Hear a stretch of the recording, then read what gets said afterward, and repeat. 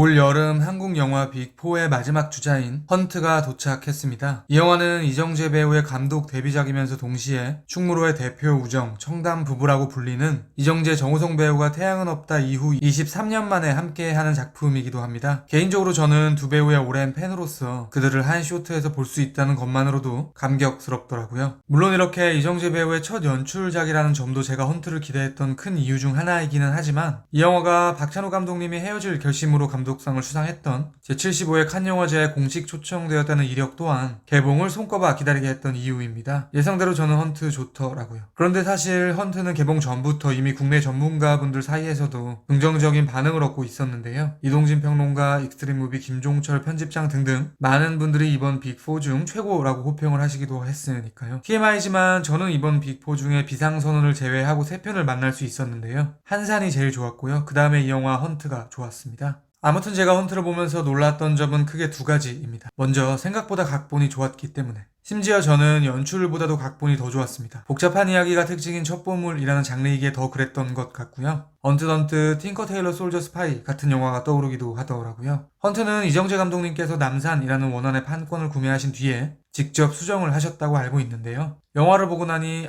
이분이 글도 좀 쓰시나? 라는 생각이 들면서 이정재라는 인물에 대해 곱씹어 보게 되기도 했습니다. 두 번째로 놀라웠던 점 역시 이야기와 결부되는데요. 영화가 보기에 따라 꽤나 민감할 수도 있는 대한민국의 현대사를 다루고 있다는 지점이 그것입니다. 민주화운동, 대한민국 1호에 대한 표현 등등이 그렇죠. 사실 헌트가 보통의 연출자가 그린 세계였다면 저는 별 생각이 없었을 것 같습니다. 어떤 이야기를 다루던 그것은 창작자의 자유일 테니까요. 그런데 이정재 감독님은 상대적으로 외부에 노출되는 이미지가 중요한 배우라는 정체성을 가지고 있기 때문에 어떤 이야기를 다루느냐에 따라서 자칫 본인에게 의도치 않은 인상이 씌워질 수도 있을 것처럼 보였거든요. 그러니까 이러한 리스크가 있음에도 불구하고 이야기를 밀고 나갔다는 것은 80년대 대한민국 현대에 살아난 배경 자체가 창작자의 입장에서도 꽤나 중요한 요소였다는 방증이라고 생각할 수 있겠죠. 그러한 이유로 저는 헌트의 화려한 액션과 스펙터클 이면에 있는 감독 이정재의 남북, 좌우를 경유한 이념에 대한 태도를 분석해보고 싶어졌습니다. 그에 대한 보다 구체적인 이야기를 비롯하여 팔, 담배, 잿더미, 회색의 상징, 그리고 마지막으로 영화 속 가족에 대한 이야기까지 헌트 끝장 리뷰 지금 시작합니다.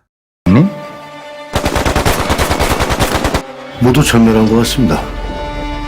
이 정도 비밀이 샜다는 건 분명히 여기에, 그것도 윗선에 두더지가 있다는 거 아닙니까? 제가 구멍 한번 파볼까요? 헌트가 그리고 있는 풍경 속에서는 많은 것들이 대립을 하고 있는데요. 먼저 남한과 북한, 그리고 독재 정부와 민주화운동을 하는 민간이 나누어져 있습니다. 좀 더 하위의 층위로 들어가도 이러한 이분화는 동일하게 녹아 있습니다. 특히 영화의 주 배경이 되는 안기부가 그렇죠. 안기부는 해외파와 국내파 두 집단으로 분기되어 대항적인 구도를 이루고 있으니까요. 무엇보다 각 부서의 두 차장이 완벽하게 대척점에 위치하고 있는데요. 박평호에게 3년 전 동경에서의 사건이 중요한 전환점이 되었다면 김정도에게는 3년 전 광주에서의 사건이 중요했을 것입니다. 또한 그들에게는 각각 방주경, 장철성이라는 오른팔 부하 직원이 존재하고 있고요. 두 인물 모두 조유정, 군수업체 목성사라는 아킬레스건을 가지고 있기도 합니다. 그러니까 박평호와 김종도로 대표되는 해외파와 국내파 사이에는 상당히 팽팽한 대립 구도가 놓여 있는 것이죠. 게다가 제가 보기에 헌트는 하드웨어적인 측면에서도 2라는 숫자가 중요한 것처럼 보이는데요. 왜냐하면 이 영화는 사실상 2부로 구성되어 있기 때문입니다. 독립을 색출하는 과정을 그린 1부, 그리고 독립이 밝혀진 뒤 1호 사살 계획이 진행되는 2부. 즉 영화의 내외부를 아우르는 거의 모든 면에서 창작자의 명확한 의도이든 혹은 무의식의 발현이든 이분화가 스며들어 있는 것이죠. 그러니까 헌트의 핵심 설정 중 하나는 박평호와 김종도로 대표되는 모든 환경이 자석의 N극과 X극처럼 균형을 이루는 것이라고 말할 수 있을 텐데요. 그러한 측면에서 이정재, 정우성의 캐스팅은 더할 나위 없었던 것 같습니다. 두 분은 업계에서 30년 가까이 정상에 위치하고 있는 영화인이자 동료이고 라이벌이기도 한데요. 현실 세계에서 이러한 특징이 영화 속으로도 끌려 들어가고 있기 때문입니다. 말하자면 박평호, 김종도 구도 이전에 이정재, 정우성 구도가 품은 아우라가 이미 이 영화의 이야기와 착붙하고 있는 것이죠. 저에게는 이 이상의 캐스팅을 생각할 수 없을 정도로 완벽했던 것 같습니다.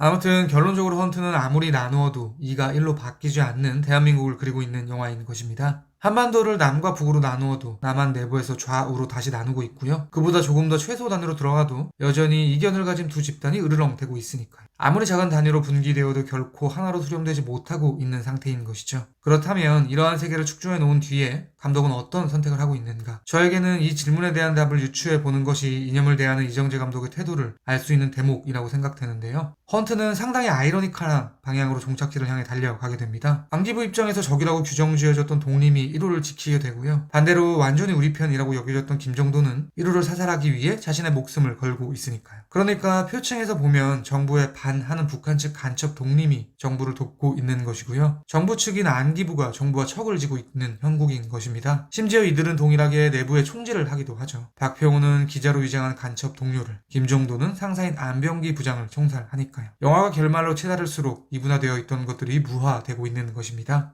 그러니까 제가 보기에 이정재 감독은 이념에 대해 어느 한쪽으로도 치우치지 않는 중립을 지키는 사람으로 보이는 거예요. 한 발도 밀고 나가 그런 대립이 그 자체로 무의미하다고 생각하는 것처럼 보이기도 하는데요. 소위 말해 진영 논리에 함몰되지 않는 자세를 취하고 있는 것입니다. 영화가 민주화 운동을 어떠한 태도로 다루고 있는지를 보는 것으로도 감독의 이러한 의식을 부연할 수 있을 것 같습니다. 민주화 운동을 소재로 하는 많은 다른 영화들과는 다르게 헌트는 그렇게 많이 뜨거워지지 않습니다. 왜냐하면 그것이 이 영화의 핵심이 아니니까요. 심지어 운동권 학생들 내부적으로도 다툼을 벌이는 장면이 놓여 있죠. 술을 마시던 도중 악유가 발생하자 소주병을 던지며 싸움을 벌이는 장면을 기억하실 것입니다. 그러니까 헌트는 둘로 나뉜 세계에서 특정 한쪽에 강력하게 힘을 싣는 영화가 아닌 것입니다. 말하자면 영화의 저류에는 다음과 같은 의식체계가 어려 있는 것 같습니다. 어차피 편을 갈라도 또 그 집단 내부에서 다시 편을 갈라 싸우는 것이 우리인데, 그러니까 편가르기는 무한 증식하는 일종의 질병인데 네 편 내 편을 가르는 것이 무슨 의미가 있는가 라고 말이죠. 피츠제럴드가 한 얘기 중에 제가 좋아하는 문장이 있는데요. 완전히 상반된 두 가치가 머릿속에 공존할 수 있어야 진정한 의미의 지성입니다. 그러니까 이분법 너머에서 세상을 조망하고 있는 이정재 감독님은 꽤나 이 문장에 부합하는 인물이신 것 같고요. 그런 관점에서 지금까지 이정재라는 인물에 대해 이런 수식어를 생각해 본 적이 없었는데요. 어쩌면 이분이 지성인 혹은 지식인으로 향해 가고 있을지도 모르겠다는 생각이 들기도 했습니다.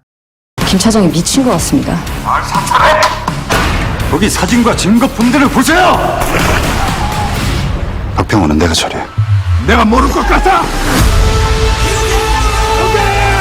헌트는 다양한 방식으로 챕터 1에서 언급드린 이분법의 무화, 무의미를 표현하고 있습니다. 챕터 2에서는 그에 대한 이야기를 쭉 나열식으로 말씀드리겠습니다. 먼저 팔. 안기부에는 고문을 담당하는 직원이 있죠. 그는 잡혀온 사람들의 팔을 뽑는 고문 전문가처럼 표현이 되고 있습니다. 후에 분노에 휩싸인 평호는 조사실을 나오던 중 그와 부딪히게 되고 자신의 화를 폭력적인 방식으로 그에게 표출하게 됩니다. 즉 안기부 측의 팔을 뽑는 인물과 독림인 평호가 대립하는 구도가 형성되고 있는 것이죠. 이후 박평호는 자신이 속한 조직원들에게 잡혀 기밀을 누설을 하는지 하지 않는지 테스트 성격의 고문을 당하게 되는데요. 이때 그는 오른팔만 대롱대롱 매달리는 형태로 크레인으로 끌려 올라갑니다. 저에게는 평호의 팔과 어깨에 걸리는 부하가 그대로 전달되었고요. 이것은 앞서 팔을 뽑던 안기부 요원이 전하는 고통과 유사해 보이는 거예요. 말하자면 영화는 팔을 잡아당기는 행위를 양 집단 모두 부여함으로써 그들 사이에 등호를 삽입하고 있는 것입니다. 그렇게 죽일 듯이 싸우고 있지만 사실 너희는 같다라는 뜻이겠죠. 이와 유사한 메커니즘을 보이는 예는 또 있습니다. 바로 회색의 이미지.